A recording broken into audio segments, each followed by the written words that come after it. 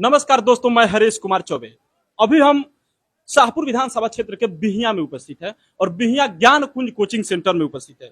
हम बताते चले कि बिहार में आरा जिला एक जो है, आरा में कोचिंग का हब है और आरा में कोचिंग के हब होने के साथ साथ आरा के बाद अगर भोजपुर जिला में बात किया जाए तो बिहियां का नाम आता है। और जब बिहियां की बात की जाए तो बिहियां में अपने संघर्ष के बल पर एक अलग पहचान बनाने वाला ज्ञान कुंज कोचिंग सेंटर, जो कि एक अलग पहचान बनाया हुआ है। शाहपुर विधानसभा क्षेत्र का यदि नाम आता है तो ज्ञान कुंज कोचिंग सेंटर का नाम आता ही आता है। और वहीं के हमारे साथ सर लोग हैं, सर लोगों से हम मिलेंगे और जानने का प्रयास करेंगे कि आखिर इस तरह का मुकाम पाने के लिए, इस तरह संघर्ष करने के लिए किस तरीके से आप लोग मेहनत करते हैं और कैसे बच्चों को पढ़ाते हैं, क्या करते हैं, इन तमाम मुद्दों पर चर्चा होगा।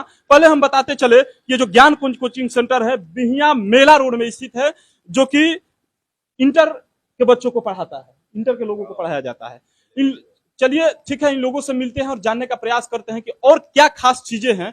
इन तमाम मुद्दों पर चर्चा। स्वागत है भी आपका।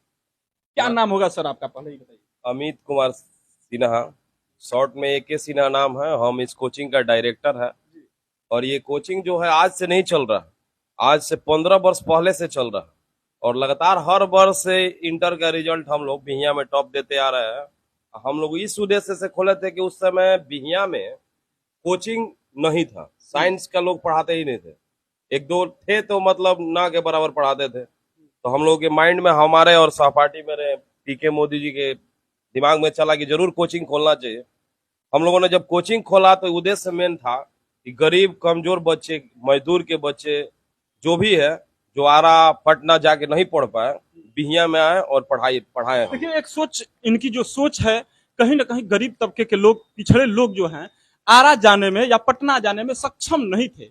हम लोग पढ़े हैं, वो संघर्ष किए हैं, आरा गए हैं, पढ़े हैं, कितना संघर्ष करना पड़ता था और महिला बच्चियों के लिए कितना बड़ा संघर्ष होता था। अपने घर से जाकर के ट्रेन से या बस से आरा जाकर के शिक्षा ग्रहण करना कितनी बड़ी संघर्ष होती थी, कितना समाज में उनको क्या फेस करना पड़ता था, वो बता सकती है। तो उन तमाम मुद्दों को देखते हुए इन लोगों ने बिहियां में इसका व्यवस्था किया। तो बिहियां में जब व्यवस्था की तो क्या आपको रिजल्ट मिला बिहियां का? उस वक्त तो बच्चियां साइंस लेती ही नहीं थी हम लोग के इलाके का, 9 के बराबर नहीं ले रही थी, सब आर्ट्स लेते थे, घर से ही पढ़ते थे। साइंस इसलिए नहीं लेती थी कि बच्चियों को पढ़ने का व्यवस्था नहीं था। नहीं आरा जाने के लिए परिवार के लोग छोड़ते नहीं थे और जाने का जो व्यवस्था था वो नहीं था, लोग सक्षम नहीं थे जाने के लिए। लेकिन आज ये इस दौर में हर गांव से कुछ ना कुछ लड़कियां आती है। आज मेरे कोचिंग में 150 प्लस लड़कियां पढ़ती है। लड़के तो पढ़ते ही है, लड़कियां भी पढ़ती है और अच्छे केवल लड़कियां 150 प्लस पढ़ती है। 150 प्लस पढ़ती है, 11-12 मिला के। देखिए, बिहियां में है और बिहियां मेला रोड में उपस्थित है और कहीं ना कहीं डायरेक्टर अमित सर हैं, अपना अलग पहचान बनाए हैं। और अलग पहचान बनाने के लिए कहा जाता है कि उत्तम अगर मेहनत कीजिएगा, उत्तम संघर्ष कीजिएगा तो उत्तम उपज होगी ही। तो इन्होंने उत्तम उपज करके इस बिहियां में दिखाया है। इनके साथ जो लोग हैं, सहयोगी हैं, ज्ञान कुंज कोचिंग सेंटर में कहीं ना कहीं नीला रंग का टी-शर्ट पहन करके, ब्लू कलर का टी-शर्ट पहन करके ये लोग चमकते सितारे की तरह बिहियां को चमकाने के प्रयास कर रहे हैं। कितना प्रयास कर रहे हैं, कितना मेहनत कर रहे हैं, इन लोगों से भी जुड़ते हैं। क्या नाम होगा सर आपका? मेरा नाम PK मोदी है।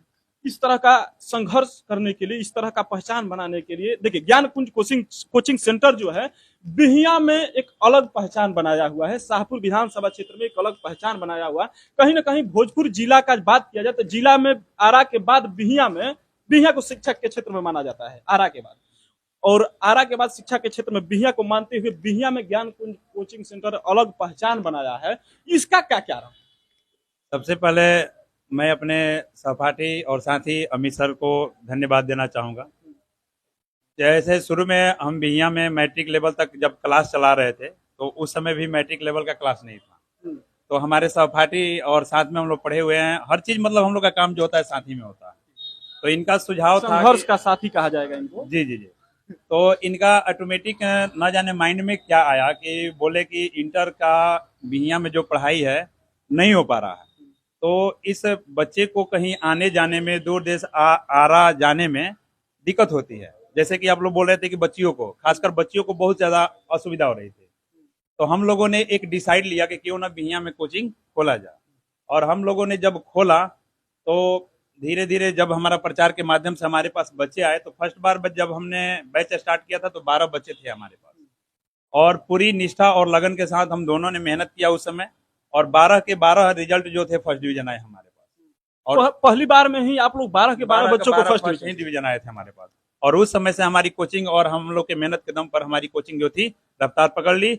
हर क्षेत्र गरीबी क्षेत्र, ग्रामीण क्षेत्रों से, शहरी क्षेत्रों से, हर तरह से बच्चे हमारे पास आने लगे और यहाँ का पढ़ाई देखकर बहुत लुभावित हुए और बोले कि सर ऐसा जो आप लोग पढ़ा रहे हैं ट्रिक के साथ, मैजिकल के साथ, हंसी मजाक के साथ, ऐसा पढ़ाई अभी हमारे जीवन में नहीं मिला है। तो देखिए हमारे साथ अभी दो लोगों से हमने बात किया, अमित सर से बात किया और ये भी सर है केमिस्ट्री के सर हैं, इनसे भी बात किए। इन लोगों से बात करने के बाद पता चला कि जो शिक्षा का आज व्यवसायीकरण हो गया है, शिक्षा को लोग व्यवसाय बना दिए हैं। इन सारे बेड़िया को तोड़कर इन्होंने सेवा के भाव से इस बिहिया के क्षेत्र में इस कोचिंग का स्थापना किया, क्योंकि अगर व्यवसाय करना होता तो ये भी जाकर के आरा में कोचिंग खोल सकते थे और बच्चे और बच्चियों को लूट सकते थे। लेकिन दलित पिछड़े लोगों के सहयोग के लिए सेवा के भावना से इन्होंने कोचिंग खोला और कोचिंग खोलने के बाद एक अलग पहचान बनाया है। तमाम लोग हैं, इनसे बात करने के बाद फिर हम डायरेक्टर साहब से मिलेंगे। क्या नाम होगा भैया आपका? मेरा नाम अभय कुमार यादव क्या है पढ़ाते हैं? और मैं यहाँ इंग्लिश और बायोलॉजी पढ़ाता हूँ। और मैं यहाँ पर जो बच्चे हैं उनको जीरो लेवल से जो बायोलॉजी होती है और इंग्लिश होती है उनको पढ़ाने की कोशिश करता हूँ, क्योंकि जो 10th में जो बच्चे होते हैं वे इंग्लिश पर ज़्यादा ध्यान नहीं दे पाते हैं, क्योंकि बिहार बोर्ड इसकी मान्यता नहीं देता है। आप इंग्लिश के टीचर हैं जी। तो देखिए हम सबसे पहले बता दें कि हमारे बिहार प्रदेश में इंग्लिश का मतलब लोग समझते हैं इंग्लिश है तो इस पर ध्यान नहीं देना है, इसलिए कि इंग्लिश का मान्यता बोर्ड में नहीं है। और उस तरीके से जब हम लोग फेस किए, हम लोग पढ़े हैं, इस बात को समझे हैं, इसके बाद जब अब आउट ऑफ स्टेट जाइएगा तो इसका परिणाम झेलने को मिलता है। उसके बाद बहुत सारी परेशानियां होता है। तो आप इंटायर इलाके में हम लोग हैं, पिछड़े इलाके में हम लोग हैं, इधर इंग्लिश पढ़ाने में काफी परेशानियां होती हैं। बहुत काफी परेशानियां होती है, क्योंकि बच्चे जो बेसिक होता है बेसिक वो भी नहीं जान पाते हैं। तो हम चाहते हैं कि एकदम जीरो लेवल से जो अल्फाबेट से जो शुरू होता है इंग्लिश, वहां से लेकर जो हाई जो ऐसे होता है वहां तक पहुंचाने की कोशिश करते हैं। और बच्चा को जो एक एक पॉइंट होता है इंग्लिश का जहाँ से शुरू करना चाहिए, जहाँ से आप 5 या 6 में पढ़ना चाहिए, हम वहां से शुरू करते हैं और उसको अंतिम जो ऐसे लिखा जाता है, जहाँ लेख लिखा जाता है, वहां तक पहुंच जाते हैं बच्चों को। देखिए इंग्लिश के टीचरों को काफी संघर्ष करना पड़ता है, इसलिए कि बिहार में इंग्लिश पढ़ने वाले बच्चे जो हैं काफी लापरवाही करते हैं, इंग्लिश पढ़ नहीं पाते हैं और नहीं पढ़ने के बाद इन लोगों का संघर्ष दायित्व थोड़ा सा बढ़ जाता है। और हमारे साथ सर, क्या नाम होगा जी आपका? रंजीत कुमार यादव। क्या पढ़ाते हैं आप? हम यहाँ पर व्यवस्थापक के रूप में। अच्छा। तो देखिए व्यवस्थापक बनना कहीं ना कहीं एक बड़ी चीज है। किसी चीज का जो व्यवस्था होता है उस व्यवस्था को सही ढंग से चलाना एक बड़ी चीज होती है।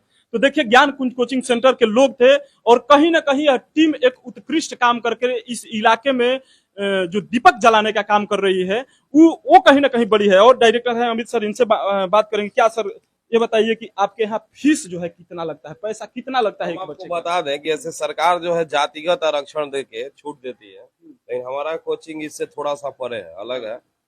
हम विकलांग बच्चे को 50% ऑफ कर देते हैं और जो गार्जियन जिनके नहीं है, पेरेंट्स नहीं है, माता पिता नहीं है, उन बच्चे को हम लोग 30% ऑफ कर देते हैं फी में। और साथ में जो गरीब बच्चे हैं, बिल्कुल देने लायक सक्षम नहीं है, तो उन्हें किसी प्रूफ लेकर हम लोग बिल्कुल फ्री कर देते हैं। क्योंकि ये कहीं ना कहीं बड़ी चीज है और इसी मुद्दा पर हम चर्चा करने वाले हैं कि आखिर आप सेवा के भाव से पढ़ाते हैं तो देखिए जीविकोपार्जन करने के लिए किसी को कुछ ना कुछ तो जरूर देना पड़ेगा, इसलिए कि इनके भी परिवार हैं, इनके भी लोग हैं, इनके भी व्यवस्था है, सब कुछ देखना पड़ता है। लेकिन इन तमाम चीजों को देखते हुए अगर सेवा के भाव से पढ़ाते हैं, कम फीस में पढ़ाते हैं, तो कहीं ना कहीं बड़ी चीज है। देखिए 90% लोग, हम कहने में हमें तनिक भी हिचक नहीं है कि इस बिहार प्रदेश हो या पूरे भारत में 90% लोग ऐसे हैं जो कि शिक्षा को व्यवसाय बना दिए हैं।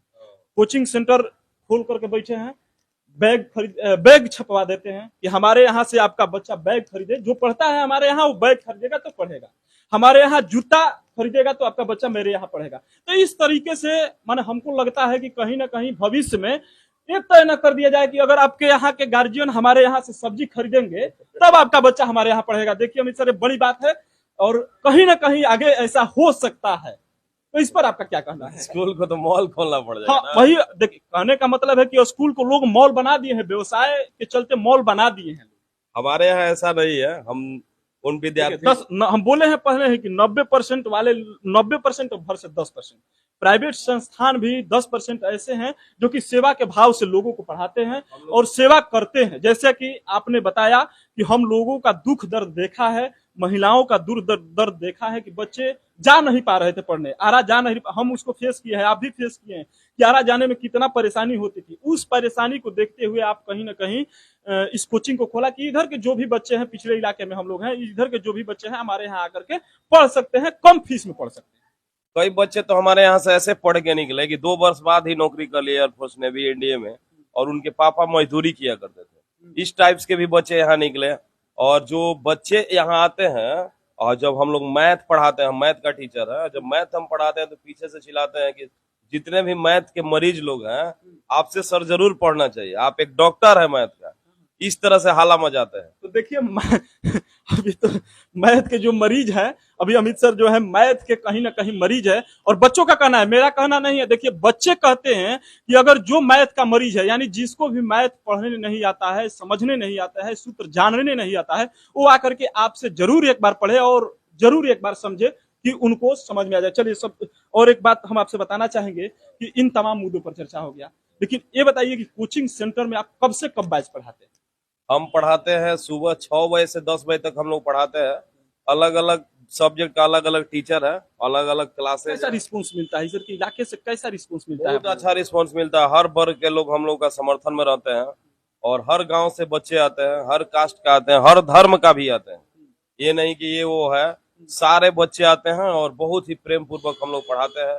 अपने बच्चे जैसा मान के, अपने भाई जैसा मान के हम लोग पढ़ाते हैं। मंथली हम लोग टेस्ट लेते हैं, टेस्ट के साथ गिफ्ट भी देते हैं, चैप्टर वाइज। अभी बताइए कि इतने छोटे उम्र में इस तरीके के मुकाम पाए हैं, कैसा लगता है आपको? आखिर कहीं ना कहीं आप लोगों के जीवन, देखिए शिक्षक एक ऐसा चीज है कि लोगों को अच्छा जीवन प्रदान करना, लोगों को मार्गदर्शित करना, समाज का मार्गदर्शक होता है शिक्षक। तो आपको कैसा लगता है? एक कहावत है ना कि जो दूध से जड़ जाता है मुंह, तो माठा भी लोग फूंक कर पीते हैं। तो हम लोग बचपन में बहुत सारी तकलीफ झेला है, बहुत पढ़ाई में कठिनाई हुई है, फी के लेके व्यवस्था नहीं मिलता था पढ़ने का, तो वो सब याद है हम लोग को। जो आज तक हम लोग अभी उसी सोच से कि हर घर के बच्चे जो कठिनाई से गुजर रहे हैं, उसे हम लोग कुछ हेल्प करके पढ़ाए। यहाँ तक कि हम टेस्ट का फी भी नहीं लेते हैं। हम लोग बीच बीच में हम लोग किताब को गिफ्ट कर देते हैं, कॉपी गिफ्ट कर देते हैं कि बच्चे जो तेज है पढ़ने में, वो आगे निकले, अपने घर का रोशन करे, अंधेरा घर को चिराग बने।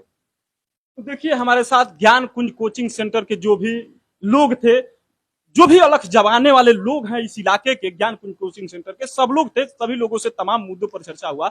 और कहीं ना कहीं ये लोग संपूर्ण समर्पण करके इस कोचिंग सेंटर में पढ़ाते हैं और संपूर्ण समर्पण करके बच्चों को आगे बढ़ाते हैं, और बच्चे आगे जाकर के नाम रोशन करते हैं। इसका परिणाम अभी हाल ही के विगत दिनों मैंने आया था, यहाँ वीडियो बनाया था कि यहाँ के जो भी बच्चे हैं किस तरीके से इंटर में अपना परफॉर्मेंस किए थे।